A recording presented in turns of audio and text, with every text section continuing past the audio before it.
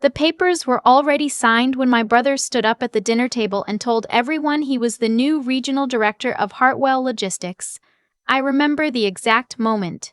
My mother had made pot roast, the good kind, with the carrots that go soft and sweet after 3 hours in the Dutch oven. My father was refilling his glass. My cousin was on her phone under the table, thinking nobody noticed. And my brother pushed back his chair like he'd been rehearsing this, like he'd been waiting all day for exactly this moment, and he said, "I have an announcement." I set down my fork. He was smiling the way he always smiled when he thought he'd won something. Wide, a little too wide, like the expression hadn't quite caught up to the face underneath it. "As of Monday," he said, "I am the new Regional Director of Operations at Hartwell Logistics, youngest director in the company's history." My mother gasped. My father stood up. There were hugs. There was champagne that materialized from somewhere. My mother must have had it in the refrigerator, must have known something was coming, and glasses clinked, and everyone was laughing. And my brother looked across the table at me with that specific look he'd been giving me since we were children. The look that said, "Still nothing, are you?" I picked up my fork and finished my pot roast. I didn't say a word. I didn't have to. The acquisition had closed at 9:37 that morning, and I'd been the one who signed it. Let me back up. Because if I start there, you won't understand why it mattered. And it matters. Every single part of it matters. Even the ugly parts, especially the ugly parts, because those are the ones that explain everything that came after.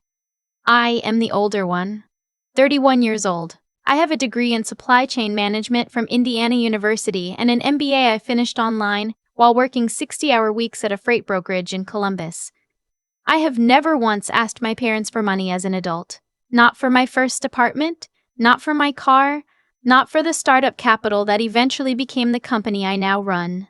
My brother is 28. He has a bachelor's degree in business that my parents paid for entirely, including the apartment near campus and the car he drove to get there. He has worked at Hartwell Logistics for 4 years, which is, by all objective measures, a perfectly respectable career start. The problem was never that he was successful. The problem was what he did with it. There is a wall in my parents' house, in the hallway between the kitchen and the living room, that I used to stare at every time I visited. It goes back years. Soccer trophies my brother won when he was 12. A framed newspaper clipping from when he made All-State. His college graduation photo, front and center, 8 by 10, professionally framed. A candid shot of him and my father at a Bears game. Him and my mother at Christmas 3 years ago. I am in exactly 2 photos on that wall. One is from my own college graduation, and I am standing slightly to the side, as if I wandered into someone else's picture. The other is a family photo from 2019, and my mother cropped it so tightly that half my face is cut off. I noticed the first time I was home after moving out. I didn't say anything. I just noted it, the way you note a crack in the ceiling. You see it, you file it away, and you go on with your day. But it was the first thing I looked at every time I walked through that door, and it never changed. I started working when I was 16, not because I had to, exactly, but because something in me understood very early that no one was going to hand me anything, and that if I wanted a different life than the one being quietly outlined for me, I was going to have to build it myself. In high school, I worked weekends at a distribution center outside of town. The kind of place where you wear steel-toed boots and eat lunch in a break room with flickering fluorescent lights. I liked it. I liked that the work was concrete. You moved a box from here to there. You did it correctly, or you did it wrong. There was no ambiguity, no politics, no one asking whose daughter you were. In college, I worked 2 jobs and studied in the in-between hours. I was not fun at parties. I did not go to many parties. After graduation, I took a job at a freight brokerage nobody had heard of. Within 2 years, I had built their Midwest client relationships from scratch. I was not asked to do this. I just did it because that's the only way I know how to work. I left that company in 2021 to start my own. Not a brokerage, a logistics consulting and investment firm focused on acquiring underperforming regional carriers and restructuring them. It sounds dry. It is, a little. But it also turns out to be something I am genuinely good at, in a way that still surprises me some days. My parents didn't come to my launch event. My mother said she had a prior commitment. My father said he'd been tired lately. My brother sent a text that said good luck with no punctuation, and I stared at it for a while before I understood it was not meant sarcastically. He just didn't know what else to say. I told exactly one friend about the company before it was public. The friend asked if I was scared. I said yes. She said that was probably a good sign.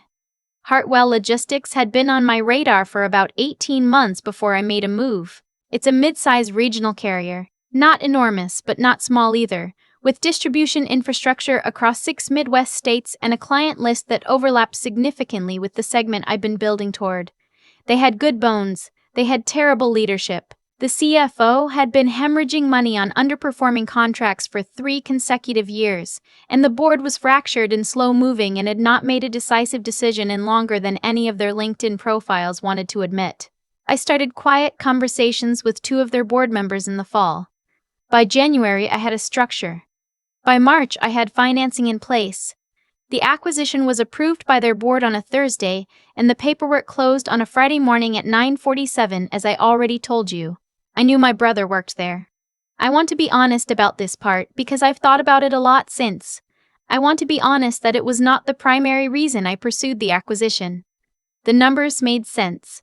The strategic fit made sense. I would have moved on this company regardless.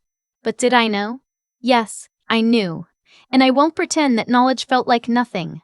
Family dinners at my parents' house happen on the first Sunday of every month. My mother started this tradition when my brother and I were both out of the house, and she enforces it with the kind of quiet, persistent energy that is more effective than any amount of shouting. I went every month, even when I was busy, even when I was exhausted, even when I knew, from the moment I walked through the door, that I would spend 3 hours feeling slightly invisible and then drive home in the dark with that particular flavor of loneliness that only families can produce. I went because she was my mother, and it was one Sunday a month, and I am not someone who burns things down when I could just quietly endure them. That Sunday, the first Sunday in May, I sat down at the table knowing what I knew. I had told no one, not my attorney, not my business partner, not my friend who'd asked if I was scared. I had walled it off, that information, because I didn't fully know yet what I was going to do with it, and I'd learned a long time ago that you should not make announcements before you're ready. I helped my mother carry dishes from the kitchen. I poured water. I asked my father about his back, which had been bothering him, and he told me more than I needed to know about the specific configuration of his new chair cushion. I listened. I nodded at the right moments. Then my brother pushed back his chair. The applause, and there was applause, actual applause, my father clapping, my mother pressing her hands together with her eyes shining, felt like something from a movie. The bad kind, where you're watching the wrong character get the trophy and the filmmakers don't seem to notice. My brother talked for a while after the announcement. He talked about the position, about the expanded territory, about the salary bump, which he mentioned twice, and about how the CEO had personally recommended him for the role, which I knew to be only partially true because I had already reviewed the board minutes. Then he looked at me. He had a way of looking at me when he wanted to remind me of something. It was never overt enough to call out, never rude enough that anyone else in the room would have registered it as anything other than a glance. But I had been receiving that look for 25 years, and I knew exactly what it contained. I win. You're still losing. This is just the natural order of things. Why do you keep trying? How's your little company doing? He asked. He always called it my little company. Fine, I said. Really well, actually. Good. He smiled. Glad something's working out for you. My mother made a small sound that was not quite a laugh and not quite agreement, but occupied the space between them in a way that landed exactly where he'd aimed it. I picked up my water glass. I have some news too, I said, but it can wait. I want to tell you about the specific quality of silence that descended over that table. Not the silence of shock. Not yet. They didn't know enough to be shocked. It was the silence of mild inconvenience. Theo, great. She wants attention too. Silence. I had seen that silence before. I knew its texture. My brother raised an eyebrow. What kind of news? My father asked. I set down the glass. I had not planned this moment with any particular precision. That surprises people when I tell them, because I am generally a planner. But this was different. This I had let stay loose. I had decided I would know what to say when I got there. Hartwell Logistics, I said. Your company. The one you just got promoted at. My brother frowned. What about it? I bought it, I said. The acquisition closed Friday morning. I'm the new owner. There is a specific thing that happens to someone's face when a reality they were entirely confident in simply stops being true. It's not dramatic, not at first. It's more like a load-bearing wall disappearing. The structure holds for a half-second before it understands that it's supposed to fall. My brother's face did that. That's not, he started. I can show you the paperwork, I said, if it would help. My mother looked at my father. My father looked at me. My cousin, still technically on her phone under the table, had gone completely still. You're lying, my brother said. I almost said I never lie about numbers. Instead, I said nothing and let the silence do what silence does when someone has just said something they already know isn't true. My brother's name had been on a short list for the regional director position before the acquisition. That part was accurate. The previous leadership had been moving toward offering it to him. He was a known quantity, 4 years in, reasonably well regarded by the people he hadn't alienated. But the acquisition changed the organizational structure. My incoming team had identified 3 redundant director-level positions in the first week of due diligence, and Regional Director of Operations, Midwest Division, was one of them. The role was being restructured. A new position would be created from the combined responsibilities, and it would be filled through a formal search. My brother would be welcome to apply. I had a meeting scheduled for the following Tuesday with the incoming management team to go over the transition structure. None of this was personal. None of this was revenge. I had made the same calls with the other 2 positions without a second thought. But I was aware, sitting at that dinner table with my mother's pot roast going cold on everyone's plates, that it was going to feel personal. To him, to all of them. And I am not going to lie and say I didn't feel something watching it land. You can't just buy a company and fire me, my brother said. He'd moved past disbelief and into a register I recognized, the one he used when he was backed into a corner and looking for a rule he could point to. Something official. Something that would put the world back in the correct order. I'm not firing you, I said. The position you were promoted into no longer exists in the same form. That's different. It's the same thing. It's legally and operationally very different, I said. And I'd encourage you to talk to HR about your options before drawing conclusions. You did this on purpose, he said. I looked at him for a moment. I did the acquisition on purpose, I said. The business case was sound. The timing was right. I'd been tracking Hartwell for over a year. And you didn't think to mention that to me, that you were buying the company I work for? You didn't mention your promotion to me until 20 minutes ago, and I was sitting in this house. That landed. I watched it land. That's completely different, he said, but his voice had dropped and the certainty in it had thinned. Is it? I said. I wasn't angry. That surprised me a little. I had expected to feel angrier now that we were in it. Instead, I felt very calm. You've spent 4 years at a company I've been building toward. You never once asked what I was working on. You called it my little company tonight. That was your word. I didn't mean, I know what you meant, I said. My mother started to cry somewhere around the 15-minute mark. Not the theatrical kind. My mother does not do theatrical. It was the quiet kind. The kind that seems to come from a different source than whatever is visibly happening in the room. Like grief for something she hadn't fully known she'd been doing until it was too late. I don't understand any of this, she said. Mom. I turned toward her. This was the part I'd been least prepared for. My brother, I had thought about.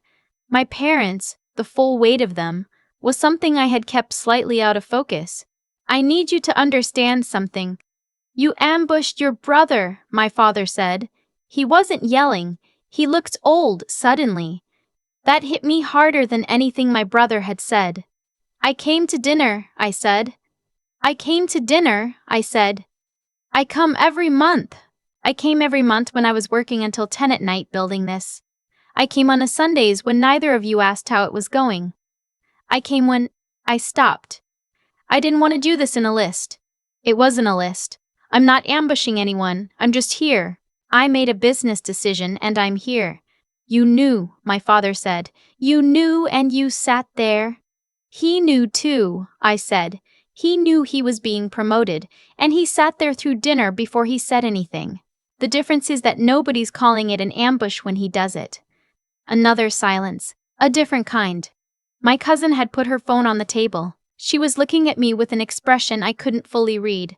Something between shock and something that might have been, underneath everything else, respect. I did not make a speech. I want to be clear about that, because in the version of this that plays out in your head when you imagine it, there's probably a speech. A moment where I stand up and say everything I've never said. All of it. The photos on the wall, and the little company and the graduation they missed, and 25 years of being slightly to the side in every picture that ever got taken. I didn't do that, partly because I am not, in practice, a speech person. Partly because I had already said the things that needed to be said, and anything beyond them would have just been noise. Would have made it about wound catalog instead of truth-telling. But mostly because I had learned something, over the years of working in rooms where people were always sizing up what you were about. The person who is genuinely confident doesn't need to fill the silence. I let it stay quiet. And then I said, I should get going. Early call tomorrow. I want to tell you that the drive home felt triumphant. It didn't. It felt like most things that are a long time coming, slightly anticlimactic and very exhausting and real in a way that imagination doesn't quite prepare you for.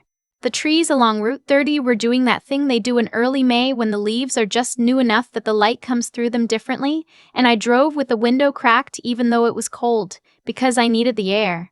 I thought about my brother, not with anger.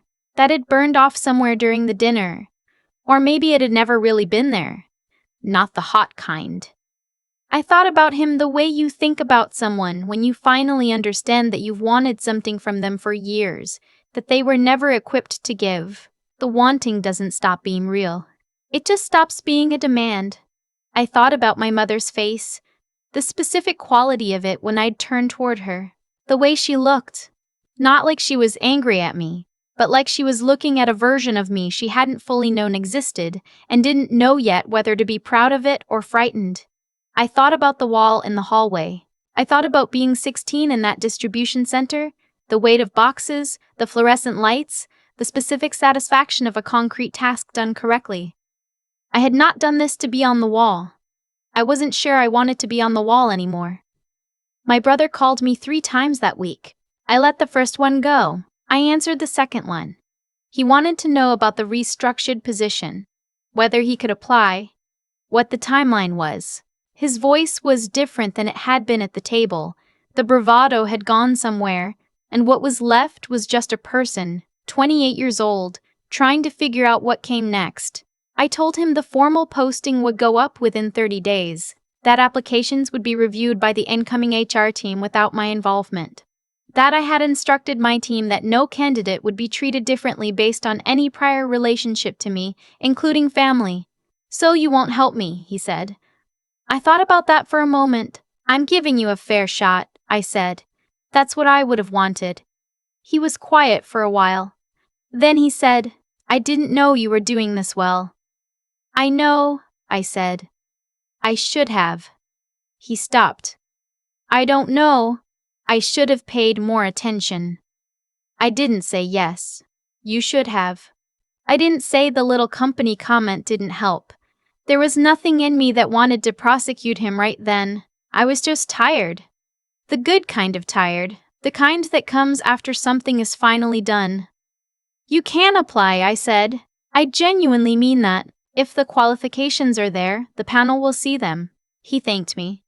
Stiffly, like he wasn't sure how. We said goodbye. My mother called the following Saturday. She didn't apologize, not in so many words, she doesn't do that easily, and I stopped waiting for it to come in a form I recognize. What she did was call in the morning and ask if I'd eaten breakfast, and then spend 20 minutes telling me about her garden. Toward the end, she said, I didn't know it was this big. What you were building. I know, I said. You never said. I held the phone and looked out my apartment window at the street below, where someone was walking a very old dog very slowly. You never asked, I said. But I'm saying now. She was quiet for a moment. I'd like to come see your office, she said, if that's something you'd want. I thought about the wall in the hallway. I thought about the photograph where half my face is cut off. Yeah, I said. I'd like that. My brother applied for the restructured position. The panel interviewed 5 candidates. He made it to the final 2. He didn't get it. The person who did was a woman named, well, it doesn't matter what her name was. She was more qualified. She had infrastructure restructuring experience that he didn't have yet. It was the right call. I know it was the right call because I kept my word and didn't look at the interview notes until after the decision was made, and when I read them afterward, I agreed. My brother took a different position within the company, a lateral move into a market development role that was, in some ways, a better fit for his actual skill set. He's been there 6 months now. From what I hear, through the management layer, he's doing well. We don't talk about that dinner. We talk, though, more than we used to. He came to my office eventually. He stood in the lobby for a minute, looking at the company name on the wall, and I watched him do the math that I had been doing for years. The math of what something costs and what it means and how long it takes to build something that can't be taken away. He said, "This is real." Yes, I said. I thought it was just. I know what you thought, I said. You want the tour or not? He laughed. It was a surprised laugh, the kind that happens before you've decided whether something is funny. It was the most genuine I'd heard him sound in years. Yeah, he said. Show me around. There are things I didn't do that night that I want you to know about, because the story I keep seeing in my own head has a cleaner arc than the real one. I didn't win. Not cleanly.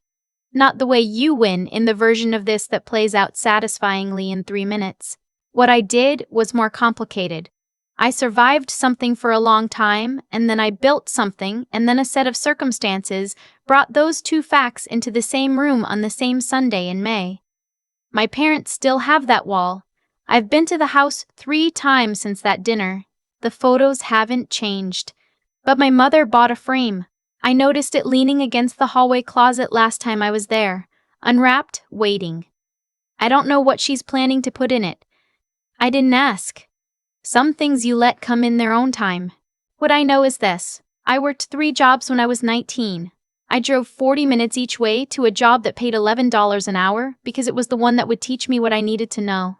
I went to every family dinner and I sat in the chair and I helped carry the dishes and I asked about the back pain and the garden and I was present for every single one of those Sundays, even when being present felt like standing in a room where the lights were slightly dimmed just for you. And then one Friday morning, the papers were signed. And the following Sunday, I sat down to pot roast and let my brother make his announcement. And I finished my meal, and when the moment came, I told the truth. Not to punish him, not to perform anything for anyone, but because it was simply what was true. And I had spent enough years letting things that were true stay unsaid in that house. The drive home was cold and quiet, and the leaves on Route 30 were that new May green that doesn't last very long. It was enough. It was exactly enough. I've been thinking a lot about the word little, how casually it gets used, how much weight it actually carries. My brother said it without flinching, your little company, the way you'd describe a hobby someone does on weekends. And he wasn't trying to be cruel, not exactly. He said it the way people say things they've always believed, the way a thought that's never been challenged just falls out of your mouth like fact. He believed it. That's the part that stayed with me on the drive home. Not that he said it, that he meant it. There's something I've learned about the people who underestimate you. They're usually not paying attention. Not to you, specifically. They're paying attention to what they expect. And if what they expect is that you are smaller than them, less capable, less serious, less likely to amount to anything that demands respect, then that's what they'll see, regardless of what you're actually building. The expectation does the seeing for them. I don't say this with bitterness. I used to say it with bitterness in my head on the drives home from those dinners. I don't anymore. Because I understand now that the price of their inattention was paid by them, not by me.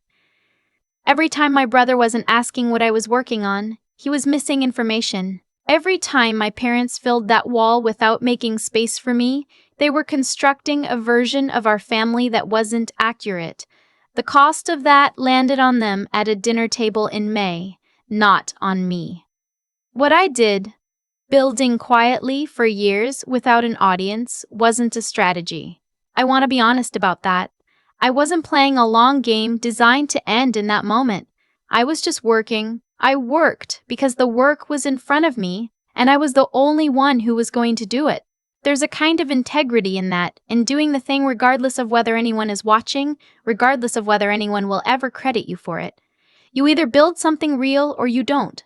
The recognition is secondary. It always was. The cause and the effect in this story aren't complicated. I put in the years. My brother put in less. The acquisition happened because the business case was there, because I had built something capable of making it happen, because I had spent a decade becoming the kind of person who could close that deal. Those are not separate facts. They are the same fact, stated 3 different ways. What I want to say, to anyone who is currently in the earlier part of this story, who is working without an audience, who is sitting at tables where nobody asks how it's going, is that the work is the thing, not the moment at the table, not the look on anyone's face.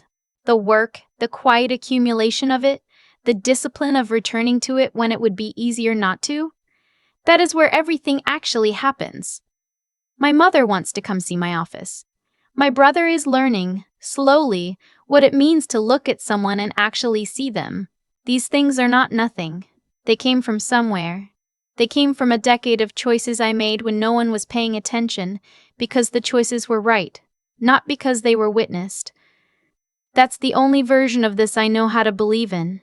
The one where what you do when no one is watching is exactly what determines what happens when they finally are.